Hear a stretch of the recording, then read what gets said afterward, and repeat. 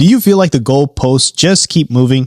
You save money for 2 years, you skip vacations, you tighten up your budget, and by the time that you have enough down payment and ready to buy that house, the prices of homes jump another $50,000.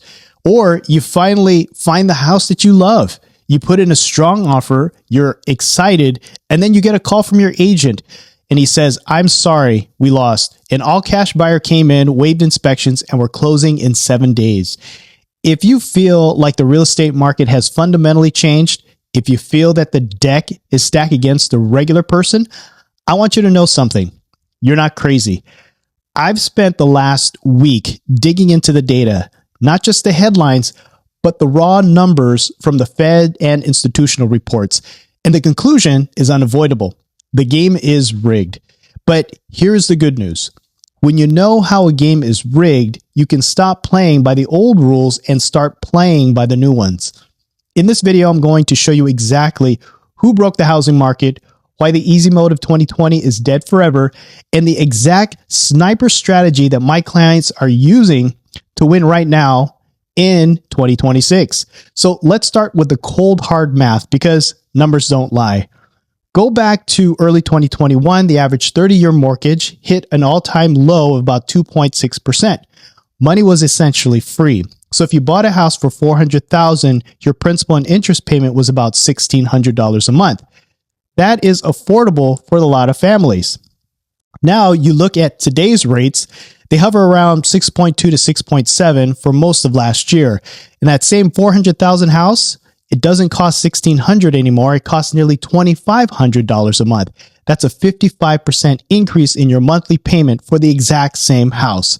So wait, it gets worse because that house isn't $400,000 anymore. That too low of a supply, that house is now $550,000. So the rig part isn't just inflation, it's the lock-in effect. Millions of people are sitting on 3% mortgage rates right now. They aren't selling. And why would they?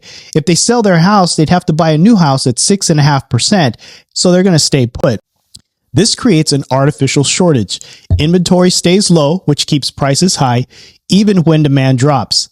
The market isn't functioning on supply and demand anymore. It's functioning on scarcity and fear. And that is exactly where the big money wants us to be. Now, let's talk about the big elephant in the room, the institutions. You've heard the rumors that Wall Street is buying all the houses. Is it true? Yes and no. Nationally, large institutional investors, those owning over 1,000 homes, own less than 1% of all single-family homes.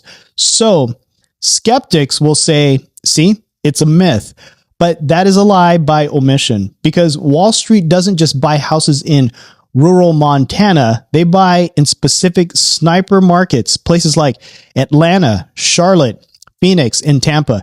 In those same area codes, specific codes, investors are purchasing nearly 25 to 30% of all the homes sold in recent years. Think about that. In your neighborhood, 1 out of every 3 houses sold didn't go to a family, it went to a corporation.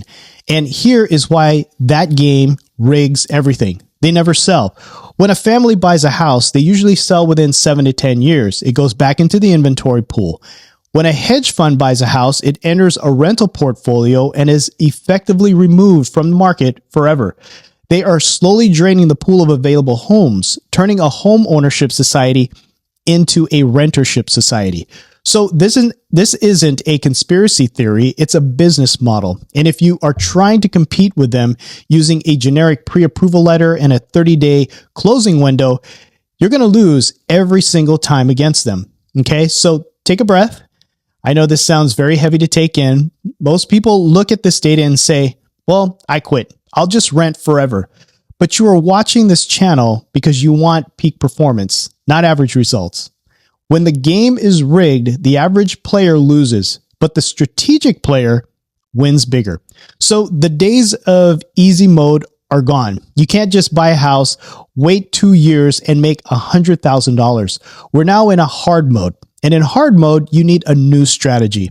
And I call it the sniper approach. So rule number 1, the micro market focus. Stop looking at the city. Stop saying, I want to buy in Dallas. That's too broad. You need to pick one zip code, one school district, maybe even one specific neighborhood. You need to know that area better than the agents do. You need to know that 123 Main Street sold for $400,000. So when 1235 Main Street pops up for $350 because it smells like cat pee, you know instantly that's a deal. Snipers don't spray and pray. They wait for the perfect target. Rule number 2, buy on pain, not pretty. In 2020, you could buy a turnkey house and still make money. Today, you must buy on pain. What is pain? Pain is days on market over 60 days. Pain is terrible photos taken with an iPhone 6. Pain is a seller who needs to move now because of a job relocation or a divorce. The institutions are buying the easy stuff. You need to be willing to buy the house that needs $10,000 worth of work because that is where the equity is hiding. Rule number 3, speed of execution. You can't wait 3 days to get a hold of your lender. You need a full underwriting approval, not a pre-qualification before you ever make an offer. You need to be able to close within 14 to 21 days. Speed is the only weapon that's going to beat deep pockets. This brings me to the most important point. The biggest barrier to success right now isn't interest rates. It isn't BlackRock. It's your own mindset. We have been conditioned to think of a home as a consumer good. We buy it because it's pretty. We buy it because we want it. You need to shift your identity from consumer to investor, even if you're just buying one home for your family. A consumer asks, do I like the kitchen? But an investor asks, does the math work? A consumer says, rates are too high. I'll wait.